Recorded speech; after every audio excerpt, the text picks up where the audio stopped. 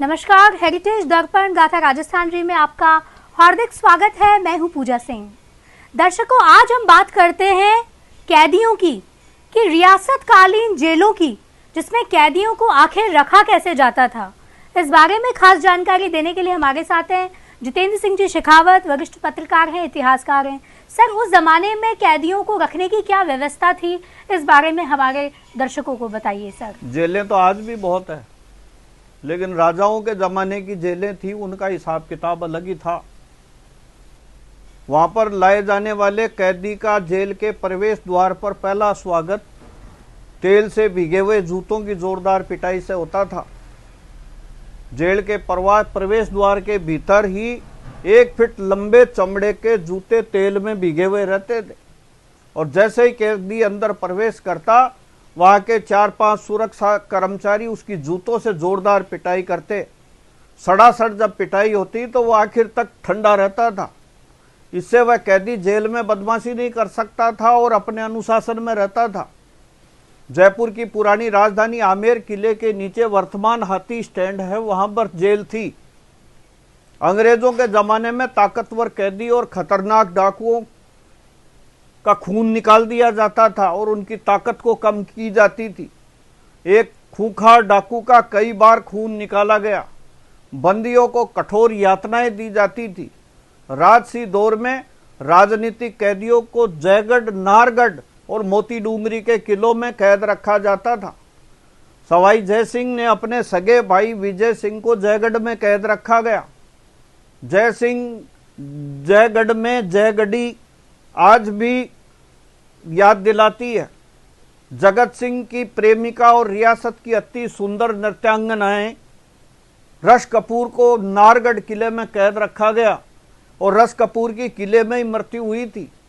नाबालिग शासक जय सिंह तीसरे के समय अंग्रेज मार्टिन ब्लेक के हत्यारों को सार्वजनिक रूप से किशनपोल बाजार में फांसी पर चढ़ाया गया।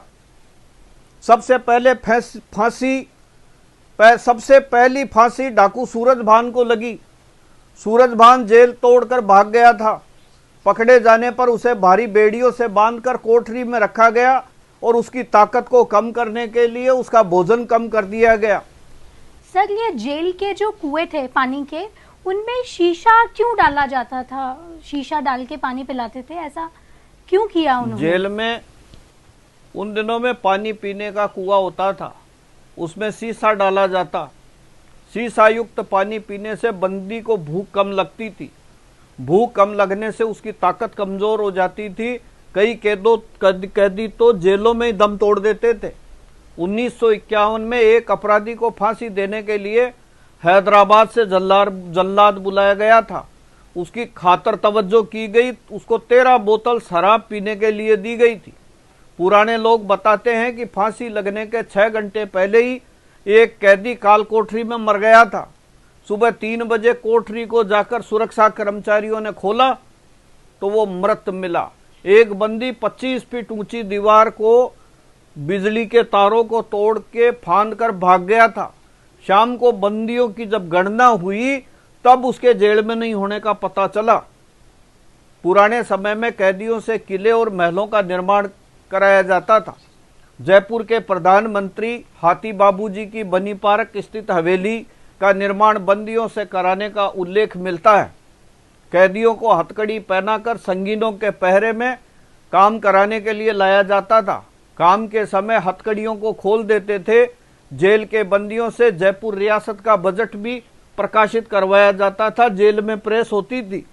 जयपुर के घाट गेट के पास राजधानी की सबसे बड़ी जेल 1854 में महाराजा राम सिंह जी ने बनवाई थी। इससे पहले 1840 में छोटी चौपड़ स्थित नाटाणी जी की हवेली को कुछ समय के लिए रियासत की जेल का रूप दिया गया था। घाट गेट की केंद्रीय जेल बनने पर ठिकानों की जो छोटी मोटी निजामतें थी और उनकी जो जेलें थी, उन सब का एकीकरण कर दिया गया। अंग्रेज अधिकारी मेजर बेले ने 1878 में जयपुर जेल का निरीक्षण किया और इसको आदर्श जेल बताया था। वर्ष 1933 में मेजर जेबी हेबन को जेल महानिरीक्षक बनाया गया। इतिहास लेखक रघुनाथ प्रसाद तिवाड़ी के मुताबिक जयपुर जेल के बंदियों से कंबल, दरी, गलीचा, रेजा, मूंज, कपड़े की चादर और निवारें बनवाई जाती थी। गवर्नर जनरल लॉर्ड इरविन ने जयपुर जेल में बनी दरियों को खूब पसंद किया। उन्होंने इंग्लैंड में भारत में अपने मित्रों को दरियां व गलीचे भेंट किए थे।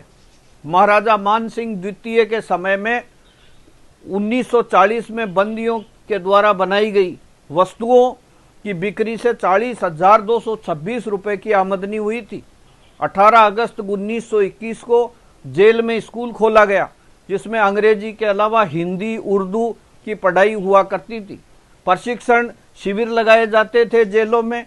स्वास्थ्य अधिकारी और धार्मिक शिक्षक नियुक्त किए गए। जयपुर राज्य के इतिहास में डॉक्टर चंद्रमणि सिंह ने लिखा कि एक बंदी पर सालाना 97 रुपए 8 पैसे खर्च हुआ करते थे। बेहद रोचक जानकारी दी सर आपने। तो दर्शकों, यूं ही जुड़े रहिए हेरिटेज दर्पण के साथ। बहुत बहुत धन्यवाद।